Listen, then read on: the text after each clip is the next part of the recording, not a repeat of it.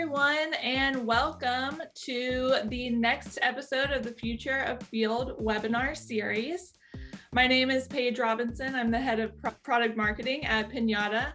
For those of you who are not familiar with Pinata, we provide powerful, easy-to-use software built for industry experts to manage tasks and goals and maximize our ROI.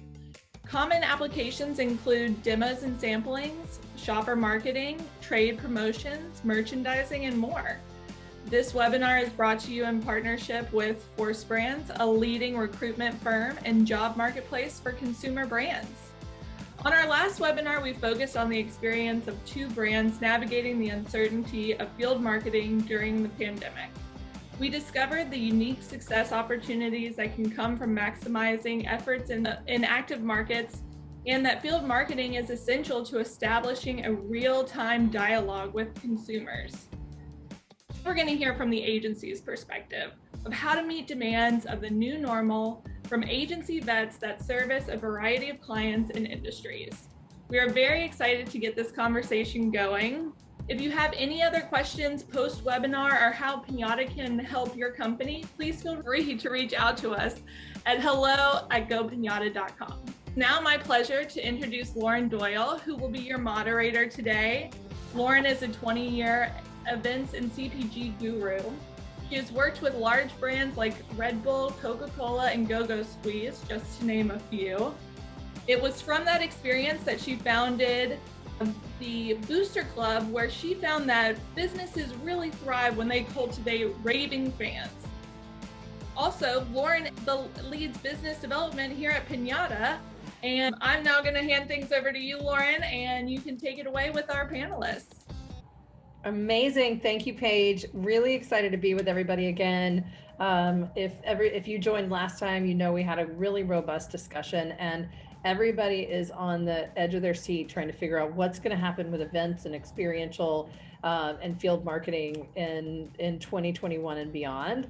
And certainly if you're on this call, you know that 2020 was a wild ride, and but now as everyone looks to the future, we want to bring experts and people that are already have a little bit further view than we do to the room, and this group certainly does. I'm so impressed with the three people that are joining our panel today, and so I'm just going to go ahead and start with introductions. So first we have Elise Pask. Elise is the VP of Brand Strategy at AP Keaton, but interestingly, she's the founder of Pask Productions, which was acquired by AP Keaton in 2020. So if you think that people weren't and agencies weren't excited about experiential in 2020, then that's proof that there is a future for experiential marketing, in the world, and creative people like Elise. So Elise, can you just tell us a little bit about how you're thinking about meeting the needs of and demands of your customers in the new normal? Absolutely. So hello, thank you for the introduction, and thank you for the opportunity to be here. We're so excited, and to add any insights to help everyone watching. My name is Elise Pask, as they said, the VP of Brand and Strategy for AP Keaton. A little bit about AP Keaton, just as a quick background. AP Keaton is an award-winning full-service marketing agency, works across different industries, but some specific: beverage, cannabis, beauty, lifestyle. And we've really blossomed. 2020 was a year for us to grow, as a matter of fact, and we have grown into this very strong 360 spectrum of capability, which covers departments such as creative and strategy, and leaning into field and trade marketing, really helping to implement those retail tools and tactics and engagement touch points in the on and off premise, digital marketing, everything from social development to management, influencer strategy, campaigns, and most importantly, I hope we get to it, some D2C and e-commerce solutions, which have been really helpful to brands in the new world, as we call it. And then certainly not to forget experiential, which we have a really strong design and build department, which handles production and fabrication, and then of course national programming and management. And because of our deep-rooted connection to the field, we've really blossomed in our field marketing capability as well. So I wanted to touch on all of that. For those of you that know AP Keaton in the past, you're probably really excited to learn all the new things that we're providing and where we've gone. As far as the horizon and where we're going as an industry, I mean, I think it's no surprise to say that 2020 rocked our worlds, professionally, personally, the entire world. So I think we're all finding new ways to engage and learn and socialize. The way we purchase, everything's changed. But not to lean into a quote, but I really do believe to my core that out of adversity really does come opportunity. So when we're looking at experiential and field marketing, I think being that I've been in both sides of that industry since its infancy, I've learned in my DNA that experience is how we connect to each other and how we connect to brands. So in fact, when we were removed our ability to do those things, we started to question, well, how do we engage and how do we create sensorial touch points and liquid to lips? Like, what do we do? And so a lot of our clients pushed pause and turned to us in those moments and said, now what? What do we do? So in fact, some of the ways that we've shifted our mindset and our strategy have been to lean into digital, but not traditionally. I think something that showed up as a challenge early on was that it was a very oversaturated landscape. Everyone was leaning into digital. So how do we take new approaches? And some practical ways we did that were in fact localizing our efforts and working with our brands to shift their dollars to focus in on specific markets to really move the needle, whether that be through geo-targeting and paid media and tactical approaches and D2C, and really, really, really at the heart, helping our brands be better partners to them, and in fact, helping them move the needle and move product and helping them get back to where we want them to be. Awesome. Thank you, Elise. Next, we have Greg Zalkin. Greg is the CEO of Creative State Marketing.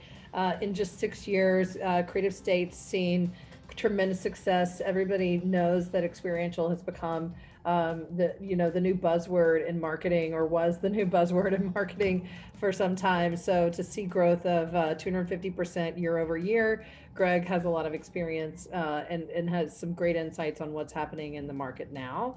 So Greg, you can take it away and just a reminder to talk a little bit about how you're meeting the demands of the new normal, besides being on lots of Zoom calls.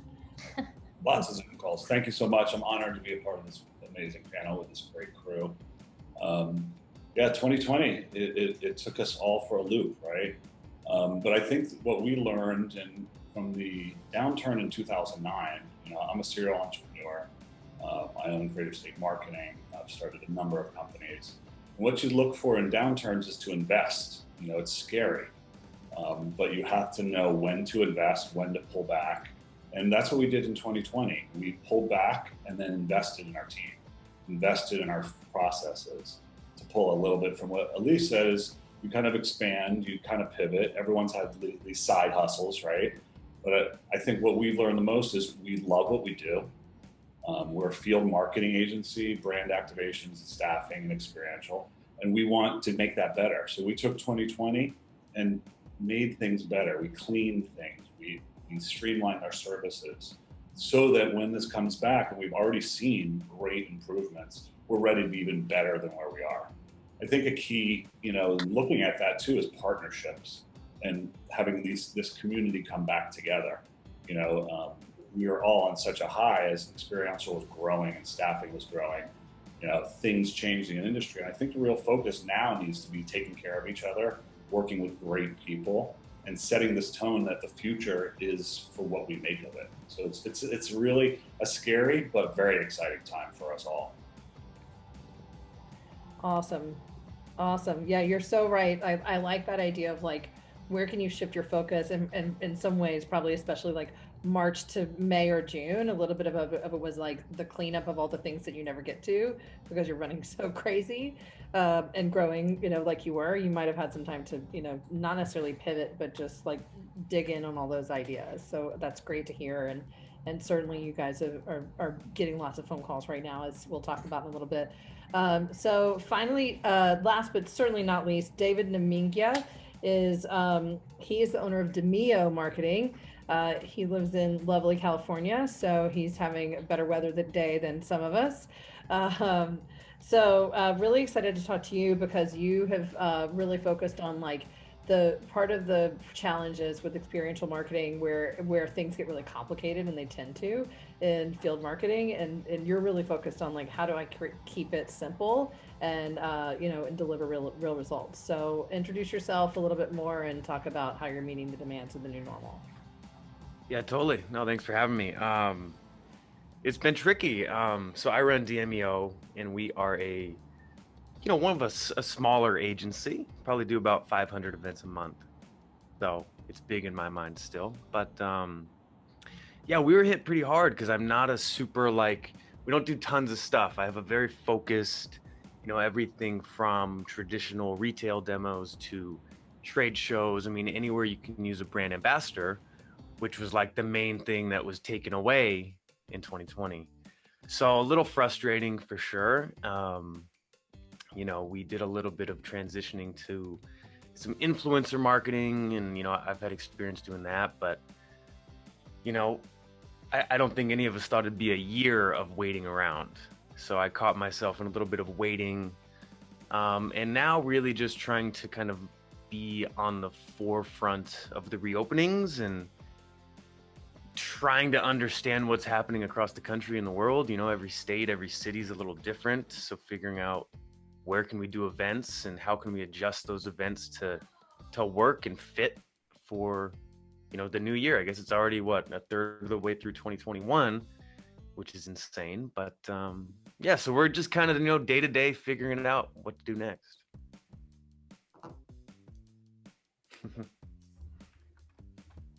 Somehow I got muted. Apologies. Thank you everybody for joining.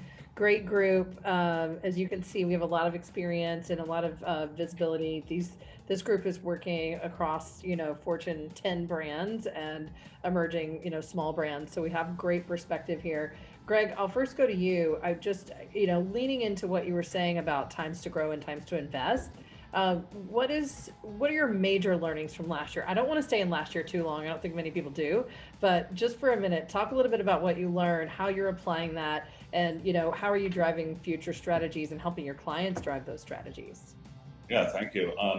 So it's a little bit of give and take. So what we did in 2020 is act quickly.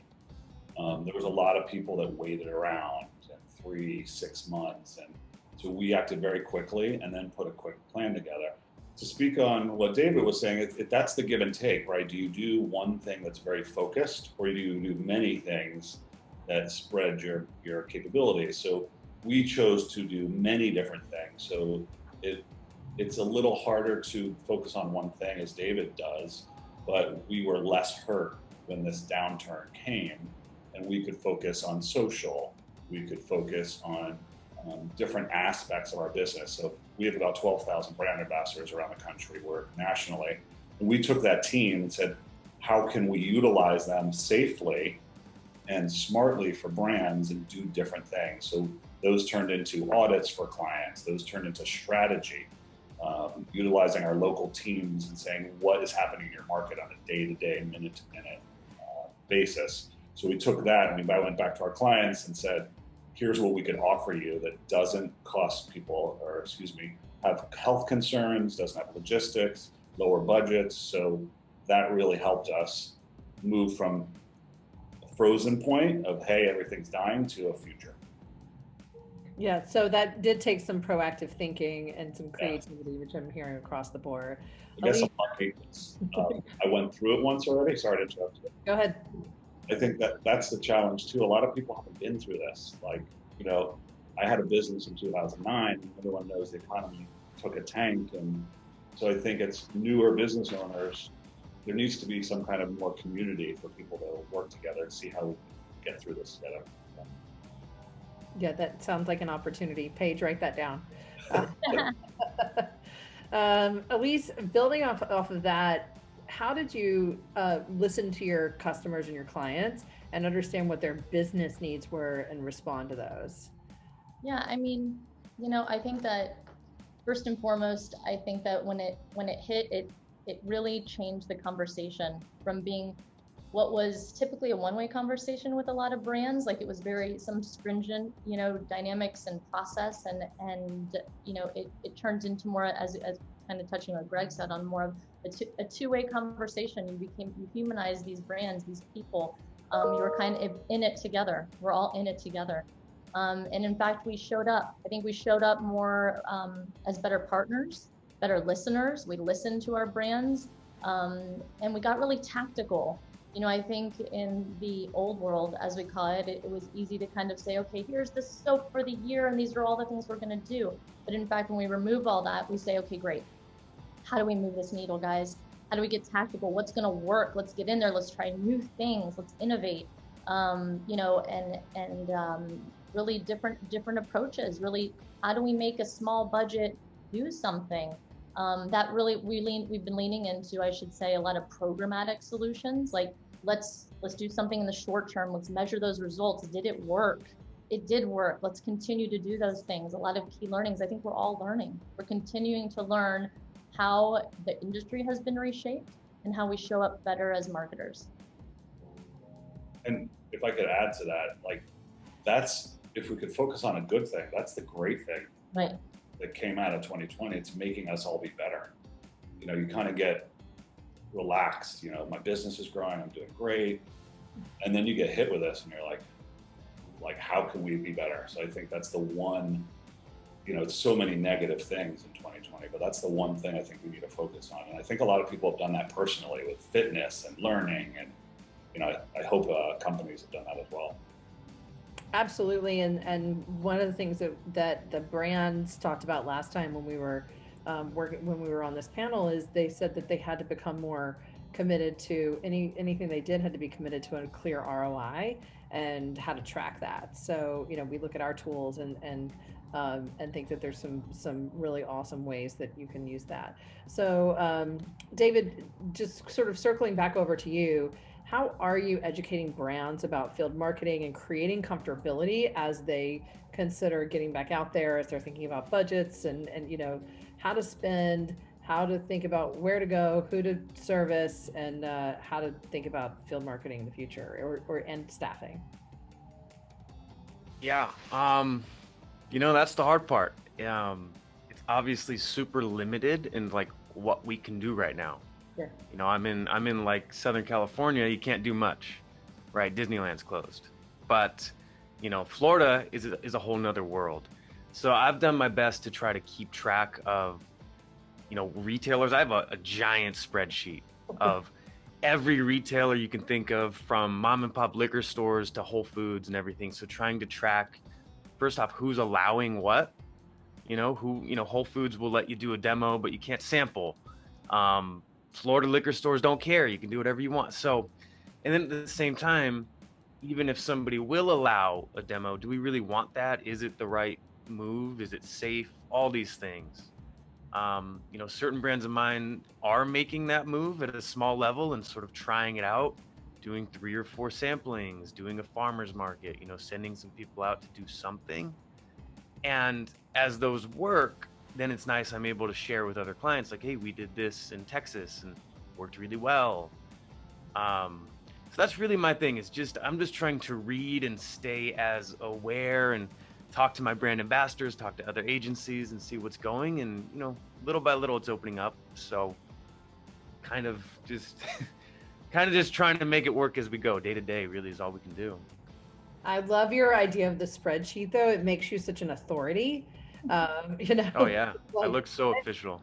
You do, right? It's like, hey, I've got all the juice, I've got all the knowledge. I mean, we have calls about. I even color code my spreadsheet. Like, it's green when we're good to go. Red is like, don't go to that store. I think you could probably sell spreadsheets, you guys, on the call, possibly.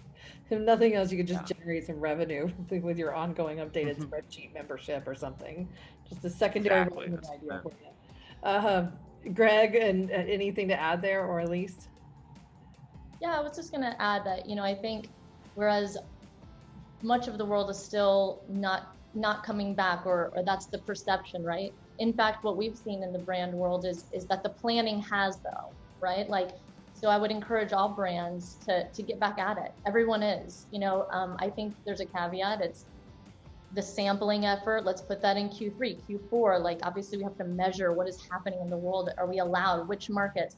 But in fact, the planning is back. So for so long, we were on the pause, and what do we do? And are we doing anything? And is 2021 going to become 2020? Like, but in fact, I think we're doing what we do best, and we are building a plan. That's all we can do. We can build a plan, and being really agile and versatile and nimble, I should say, and how we execute that plan, and being really adaptable to each market and looking at each market a little differently, each brand differently.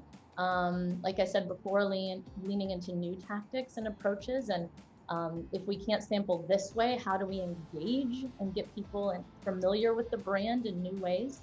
So yeah, I just wanted to build on that. I think that while the perception very much is things are on hold, things are very much in the background happening, which is really exciting and encouraging to see our industry kind of come back to life. And Greg, this one may be good for you, but are clients picking up where they left off? Are they saying like, hey, we had this plan last year, we had this great idea, we were going to execute it in June, we didn't get to execute, we want to come back and do that thing again? Or are they they saying that no, I want to do something totally fresh? Yeah, it's totally fresh, and it's almost better. And we've gotten a lot closer with our clients, and we've explored different ideas and different tactics. I mean, to build on what Elise was saying, the phone's ringing off the hook, which is thank God. It's coming back, and then the people that aren't calling, we're calling and saying the same thing that Elise said, is plan. Even if the plan changes, plan. For the longest time, people didn't even want to broach planning because they didn't know when the end would somewhat be near. Because people see with vaccinations, they see that second, third quarter looks really promising, and we have a lot of brands wanting to do things now. Like we're getting calls, can we do this Monday? Because interpersonal or connections is what we strive in as humans. We want to touch and feel and be engaged. But yeah, I was going to say almost exactly what Elise said, so I just copy and paste that. Same. Same. Got it. One thing that I want to call out for everybody that's on the Zoom, I believe that Paige and Julie are posting up some polls. So be looking for some polls. We also welcome questions. We're going to leave a lot of time for questions here in the end. So, we want to see your feedback. This is a, collective group. I know we've got a little bit of a one-way conversation going, but that's going to end soon. Chat up your questions, in the chat, and then we'll share the poll results there in the end as well. So thanks for plugging in the poll there. Some good questions that even I'm curious about. So Elise, we've talked about this. We've talked about like what are people doing, but like what's changed at the client level? We know that a lot of companies have made human resources changes. So what's changing? Who are you working with now? Are you having to educate at a higher level because funds are being scrutinized or anything like that? Can you start us off? But I want to hear from everybody on this one. Yeah, I mean, I think honestly, we're working directly with brands, directly with CEOs, people, entrepreneurs that are looking to launch new brands. So really the lead decision makers, to your point, which to answer on that, where have all of the experiential people gone? And because quite frankly, how scary that world was to say, I have invested my entire career in sensorial and physical human connection. What do I do now? And I think that a lot of my my colleagues and counterparts have leaned into virtual solutions, virtual engagement, whether that be virtual events and all the like of a lot of that virtual engagement. And I think that that's where a lot of them have ended up, kind of leaning into digital and influencer marketing, just to stay connected. People just want to stay in the industry. But then to lean into what Greg originally said, I think people have pivoted into their passion points. I think we're all creatives. We have to create. I know originally in the infancy of when the pandemic hit, prior to the acquisition, we totally leaned into, well, what do we want to be remembered for? Let's get back to what drives us, right? And we leaned into some docuseries projects, and I think that's how people have stayed busy. They've leaned into passion projects, collaborations, agency collaborations, individual collaborations, freelancing, and really just to continue to keep their finger on the pulse and stay in the industry and stay relevant, so that when everything kind of comes back online, they can say, look what we've done. Yeah, that's my experience. Awesome. That's what we're looking at with Pinata too, because two is always better than one. And so it's how do you take a collaboration with one or two partners and use resources and create back to the discussion earlier around authority and credibility. Greg, who are you working with at brands now? Who's the main point of contact? It's interesting to build on what Lee said. The barrier of entry is easier. I mean, unfortunately, you see, these robust teams have lost a lot of the outlying team members, so it's kind of easier to reach the CMO and the direct brand representative. And it's much more of an open communication, because I feel there's less chatter, there's less projects going on, so the communication got very clear, and we want this, we need this, or we recommend an idea, and they're like, this is great for our brand. So it's cleaned it up, and it's honestly, I see it better in the future. It being better in the future, because people will realize how things get done in a more effective manner. I hope every single person gets rehired. I really do. It means the economy is doing better and everyone's succeeding. But I hope we all take some cues from this about how we organize structure, how we organize planning, and how we work with our teams. We've had great success, and I hope it continues. Awesome. What about you, David? Who are you having conversations with? Yeah, I mean, honestly, at this point, I'll talk to anyone who wants to talk to me. So, no, but I mean, it used to be, well, it's hard because I work with such a range from the Coca-Colas and things like that, down to the entrepreneur who is the solo person at his company or her company, right?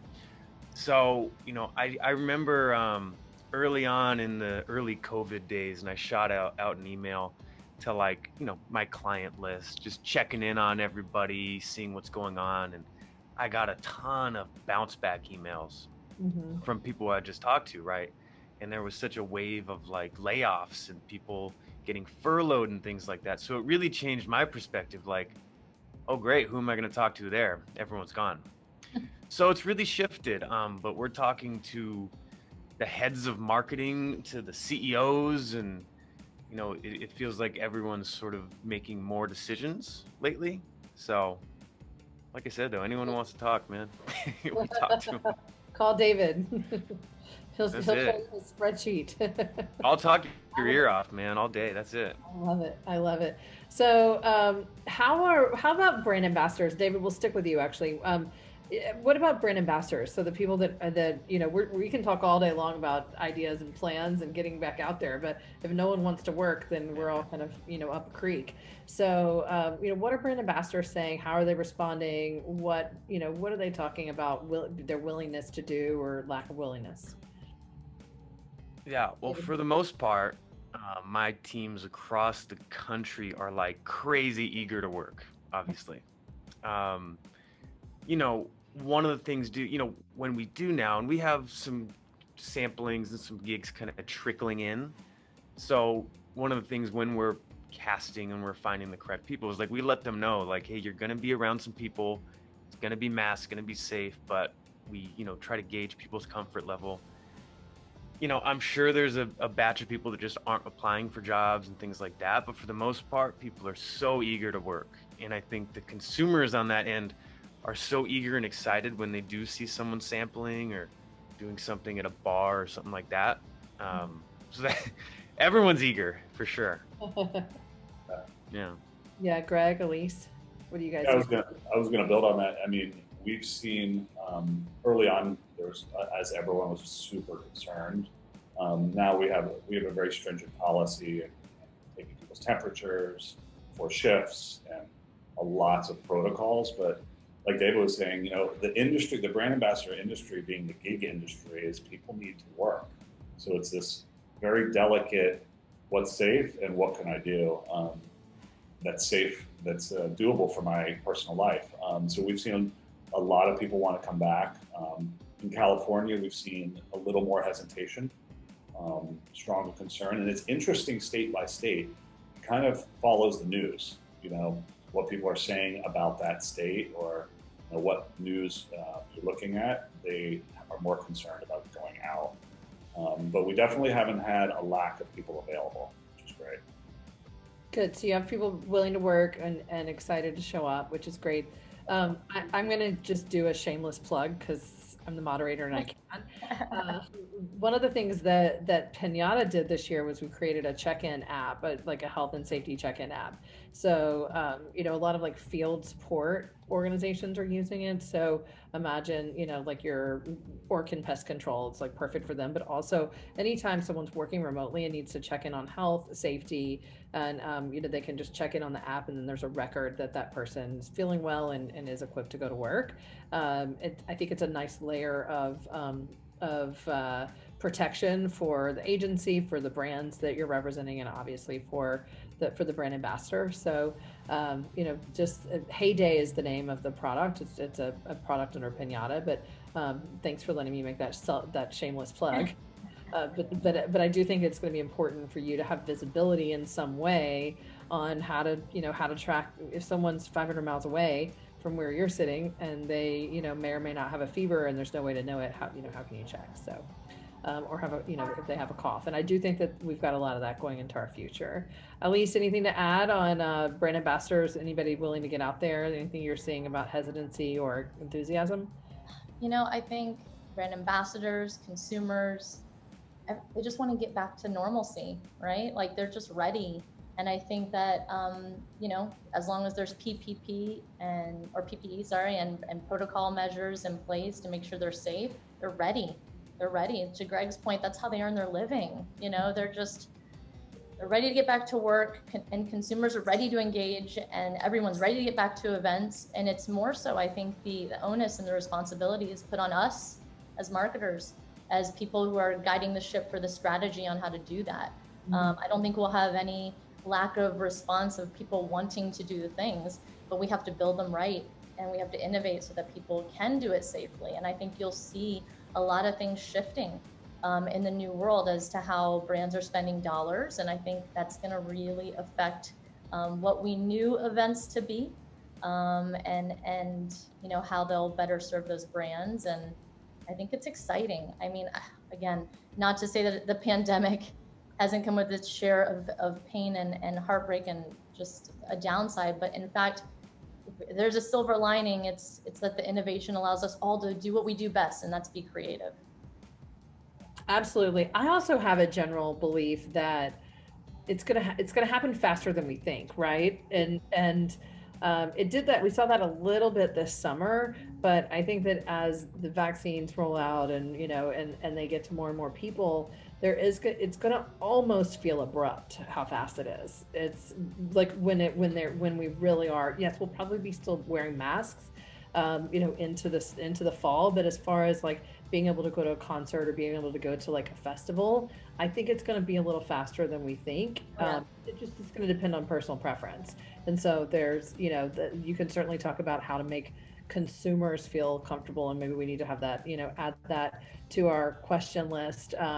So I'm going to ask one last question, which is you teed up perfectly, Elise, which is, how are you guiding people on the best timing, and then also on their budgets? Like, how are you making sure that you're as an authority putting people in a position to plan correctly? Greg, do you want to start us out on that? Yeah, great. Thank you. It's interesting you bring that up because we've been contacted by a number of small brands looking for support. We've actually told them not to spend money. And there's a very important kind of formula, and it's different per brand, per market, per product category. And we like to really be passionate and drive ROI to our clients. So we actually, I think I told you this previously, we had 2 meetings in the last month where we told people don't spend money yet. Or if you want, we'll put together strategy for you so when the day is ready, we can activate it. But it's a little hard right now to say exactly what should be done first, second, or third. But the planning, as Elisa said, is super important. What are our goals? And there's so much successes right now that people can win on because the market's not full, right? You know, if you think about it, and David probably knows best, is like to get a demo scheduled at Whole Foods is months and months and months waiting, you know, or Publix or Target, any of these stores. So you're one of a million. So I encourage brands to plan, try to be out before what you said, Lauren, it hits, because you're right. You know, restaurants and bars and all of these places, it's going to be a day, and everybody's going to be everywhere. And if you haven't planned or put together something that you're ready to execute, you're going to be left. You're like, oh, I had a year to do this and I didn't take advantage, and my brand is left in the dark. Right. But as everyone on here kind of knows, you just got to be very budget conscious and make sure that these are the right areas at the right time. And that's where we love to help people. Awesome. Yeah, David, do you want to build on that? Yeah, I mean, I never tell a brand to not spend money, but no, no, but it's like that. It's like, you know, we need to be educating these brands to like spend the money, but spend it effectively. Because the problem is, if we do stuff that doesn't work, they're never going to spend money with us again, right? So, you know, but at the same time, like we have to do something, you know, especially like startup brands and brands that aren't Coca-Cola, that aren't Jack Daniels. Like, if you don't go market your product, whether it's sampling it or doing something, nobody's going to buy it. So figuring out what works. And for some brands, it's like I did 10 demos with the brand last month. And, you know, it's not huge, but at the end of the day, that was 10 liquor stores and 10 stores and however many retailers that it at least did something, and it starts to move it. And I think as we build the confidence, it's like, oh, that 10 worked. Oh, next month, let's do 20. And I think that's how it's going to be. Just like you said, like with the concerts, someone's going to have a concert, right? And maybe it won't be 1,000 attendees, but the 200 that went will be like, oh, that was great. We'll go again, right? So it's going to be a sort of building back. And that's kind of how I'm treating it. Like, let's do it, but let's just be smart about whatever we're doing. Yeah, I think hearing slow and steady wins the race also. So like, let's try 10, let's try 20. So when you're getting the phone calls about I need to do 5,000 sampling events in, 2 weeks, that's when you get a little nervous. Yeah, and just to build on that, I mean, I think we are suggesting a very layered approach, whereas before you'd say, here's sampling every month for the year. We're saying, okay, great, let's get really, really smart, right? In fact, attacking the retail landscape first and building a D2C model and e-commerce, because we know that these are solutions, right, to actually selling. These brands need to sell again so that they have the money to do all the things.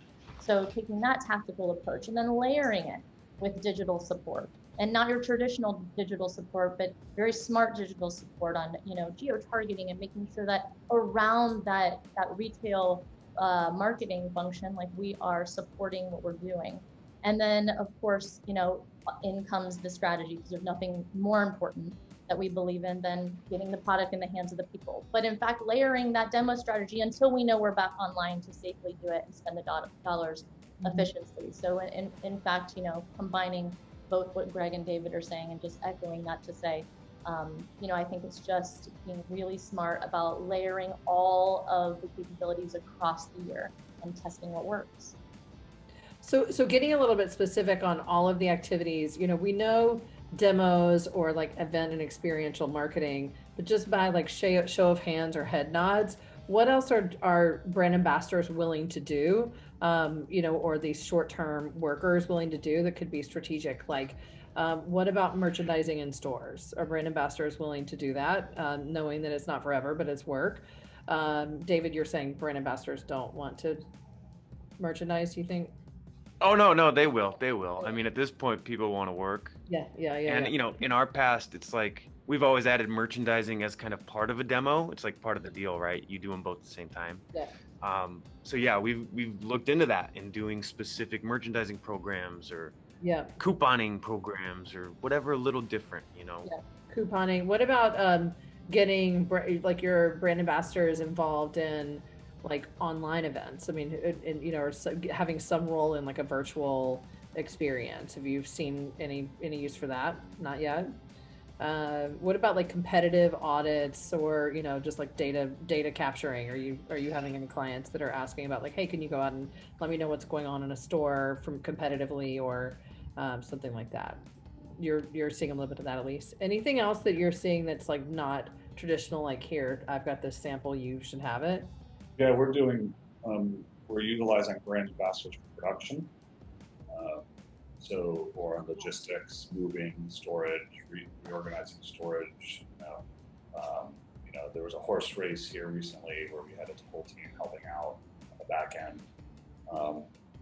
One of our partners, or friends of ours, run testing facilities, so helping them staff these testing facilities. Oh, great. Organization, back end, not testing, Sure. but kind of the logistics. The logistics, is a big part of this brand ambassador world as well. It is. That's great. So thinking about like, all these vaccine sites that are talking about just having to manage lines and things like that, maybe there's an opportunity there. Well, we have some awesome questions from the audience, so I'm going to dig in here. Terry Shatner, this is directed to you, Elise, but please, anyone jump in. Can we speak specifically about cannabis, in-store online marketing? And, I know there's a lot of influencer activity in that as well, but how are you getting, what trends are you seeing? Specifically in cannabis, I mean, as far as trends, I mean, it's coming back slowly. As we know, the legal states, the main focus is in California. So there's been a little bit coming back slowly, but in fact, really leaning into the retail function, a lot of the displays and the units and things that are helping to move product brand awareness. And then really, in fact, leaning into trade advocacy the most. Demo strategy is coming. I think it will come when California comes back online. But in fact, the most important thing that I think is a transferable knowledge from spirits to cannabis is trade advocacy is the most important thing. If those bartenders are selling your spirits, if those bud tenders are selling your cannabis. So in fact, a lot of engagement there and incentivizing and, how are we communicating with them and getting them to talk about our products. Awesome. Yeah, we talked a little bit about like incentives for brand ambassadors, which used to be unheard of, but in the education space, and trying to get things sold in using brand ambassadors because they're outgoing and usually pretty good communicators, using them to do that in-store education. Anybody else have some specific cannabis trend feedback in this group? Right. I'm not sure what's going on currently. I mean, we were doing basically like traditional retail demos for cannabis. So we had some cool clients before everything went crazy, and they were working so well. So, whether it was gummies and mints and all the different infused products, we set up some amazing demos and we're selling like crazy. Like we would sell out these stores. Obviously you can't do the same type of sampling, but it was like swag and giveaways and buy one, get one offers. So I think that stuff will come back, but instead of at a Whole Foods, you're at the dispensary. And it will 100% come back, David. We're planning for it to talk about that Q4 planning and for sure. And what we're doing as far as events, I think it's just we're being, everyone's being so mindful and cautious about getting back into store. And there's, and being indoors and spacing and everybody's health and safety. And also a lot of these dispensaries, they're hesitating to let people back in store. It's kind of like, necessary people only. So it will come back. It will, by nature of the beast, it will come back. And we're excited. Yeah, occupancy certainly is a big piece of that. But, I heard something on TV the other night that said that he went to Madison Square Garden for a basketball game. So I'm like, people are going to basketball games, although limited capacity. Like, we've got to get to this demo experiential space soon.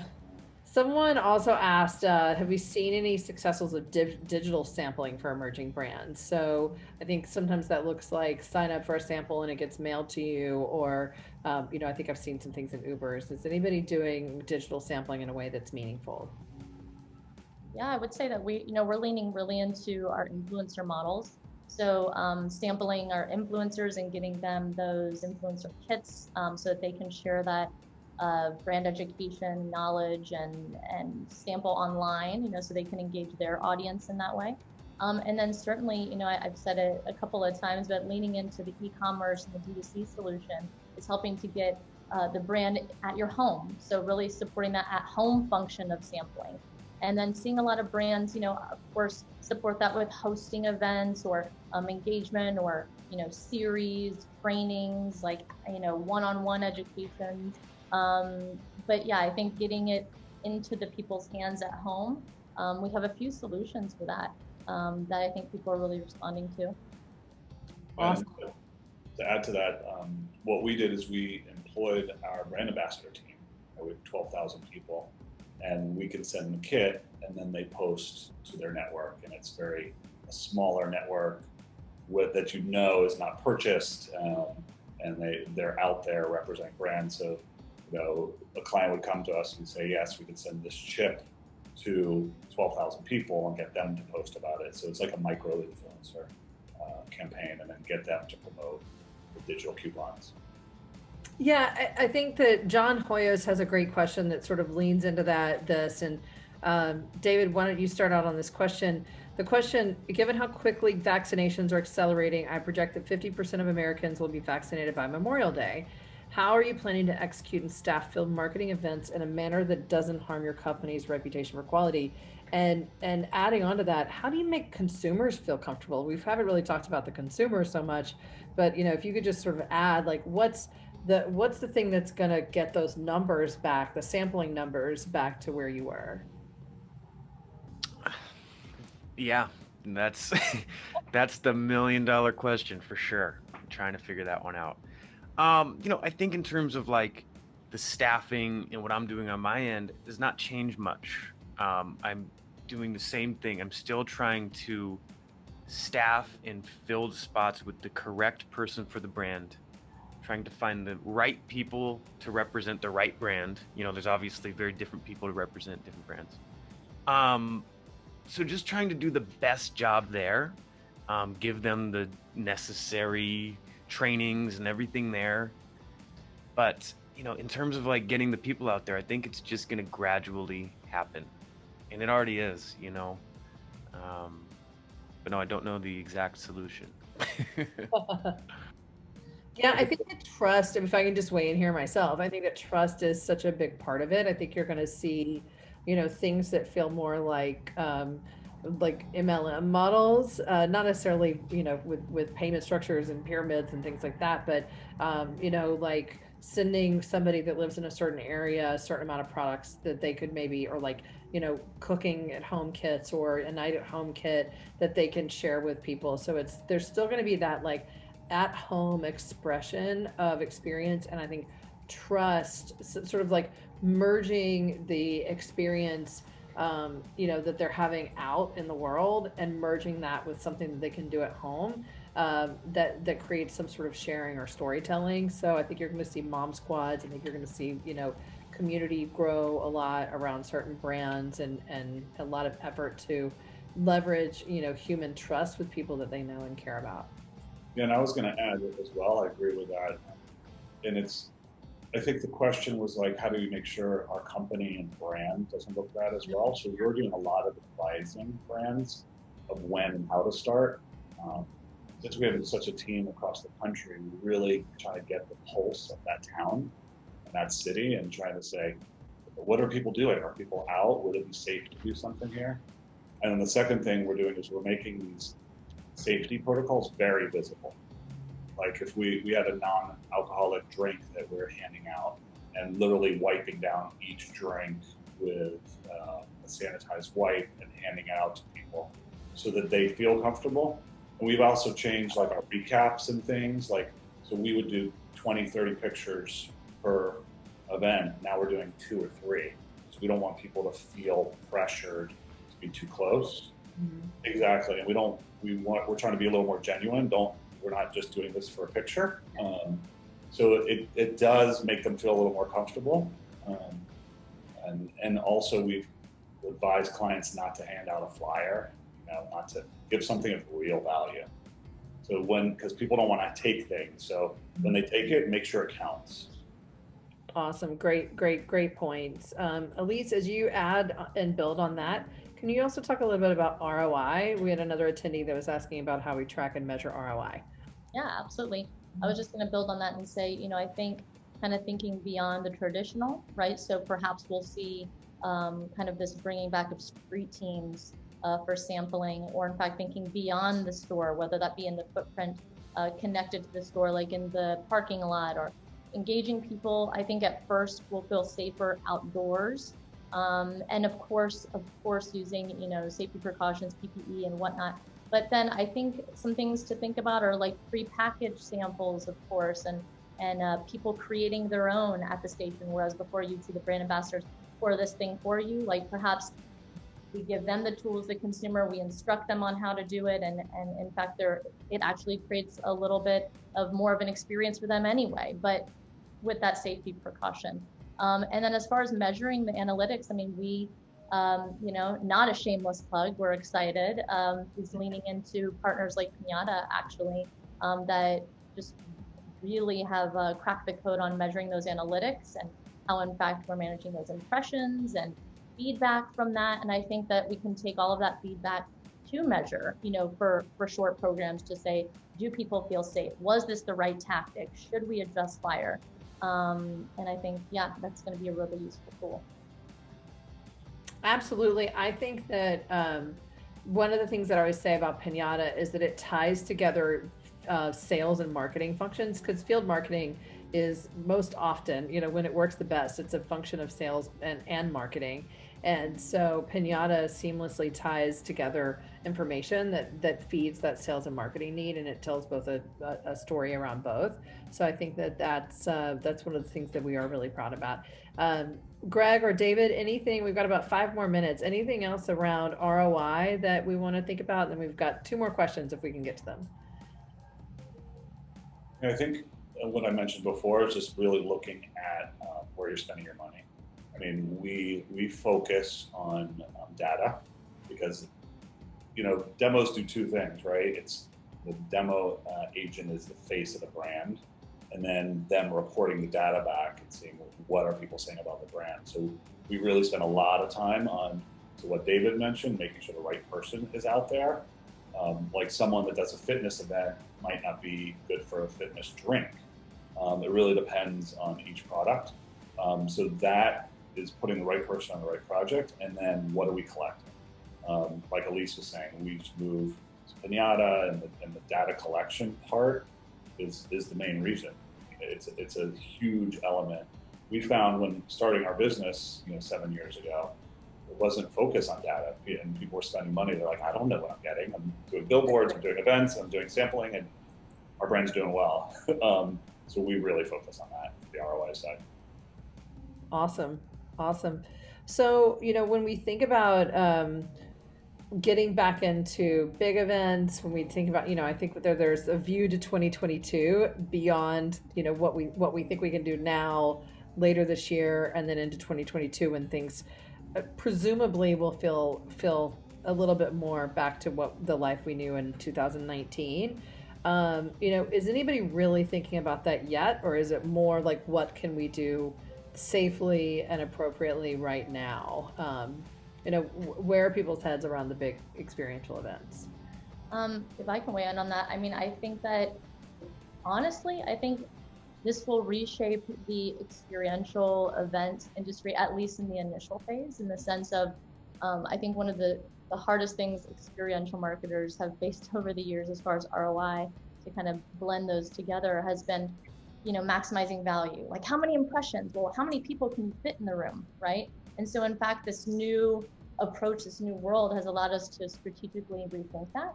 And I think that rethinking is to maybe host these small group gatherings. In fact, to amplify that, through social and through digital, to now, instead of it's the 500 people in the room that were affected, it's the 1 million people that were watching. And I think that brands will think about that. And I think that'll be important to them on, wow, look, I can amplify this and make those dollars really move the needle. And I think that's a whole nother approach, but also exciting. Not to say that big events won't come back. I think inherently as humans, that will come back. But I think that brands will start to think about how they're spending those dollars on engagement differently. Absolutely. And when you think about those dollars as well, building brands requires, someone asked the question about consistency. So, when we're in this, probably restaurants feel this way right now too, this like stop go, I need to figure out, where my customer is and how I can reach them depending on, what zone I'm in, orange, yellow, or red. So thinking about that, Greg, David, final words on thinking about the future of experiential just and events in general, as thinking about it as consumers, but also as people that work in this industry. And how do you deal with the on-off switch that's sort of anticipated for the next year or so? Yeah, it's something we hate because I feel like brands lose their ROI. They start and stop, and we try desperately to teach our clients, not teach, advise, and say, let's put together a 3-month or at least a 6-month campaign, because what people don't think about is like, okay, we're out there, but it could be rainy, it could be someone's out of town, so we try to keep that consistency. So how are we responding to it? Is we're again telling people to maybe do a little lighter test, but do it consistently, and then when the time's right, go full force. I agree with Elise. It's like the market's going to be back and it's going to be strong, but it's going to be different. Yep. And just planning for that. Yeah. So test and learn now. But don't go on and off every day. Don't go on and off. Test and learn for a while and then add. What about you, David? Yeah, I mean, I think that is key, the consistency. And like, I'm always big on multiple of the same thing, meaning, I get brands and they call me, hey, we want to do a demo at this Whole Foods. I said, okay, you should schedule 3 there, right? So just doing one thing doesn't do much, right? To track any sort of actual data, you need to be repeating it, and then we can start to figure out if it works. Hitting a one-off thing doesn't ever do much to me. So I think that consistency, just continuing, doing something, spread it out. And in terms of like coming back, I think I'm not the normal one here, but I think it's going to be exactly like it was. I just don't know when, but I think we're going to hit this day, and it'll probably be sooner or later. We're not going to wear masks in a grocery store. And we're like, feels normal. What is COVID? We're going to forget all about it. I really think that. I think our brains are tricky. It's so easy to predict and like, it's the end of the world, it's never going to change. But like, things sort of even themselves out from what I've seen. Like, we'll go back. We'll be at concerts next month, Be like, oh, it's amazing. Just the timing. Who knows when, right? Maybe I'm just really hopeful. I think that's a great optimistic and positive way to end. David, Greg, and Elise, thank you so much. That was perfect. You like teed that up perfectly, David, and right on the minute. So thank you so much. For everybody who participated, hopefully this was helpful. Certainly send your feedback through. I believe we're going to be sending out a questionnaire. The panelists were amazing. I'll like go ahead and give you guys a round of applause. And the poll results, which I think we're going to share in a follow-up email, will also get shared as well. There's some nice, interesting findings in here as well. But thanks so much. We can't wait to be back out there with you. And, whether we're consuming or participating or sampling ourselves, we can't wait to be back out. And thanks for joining us today. Thank you. Have a great rest of your week. Thanks, everybody. See y'all. Thank you.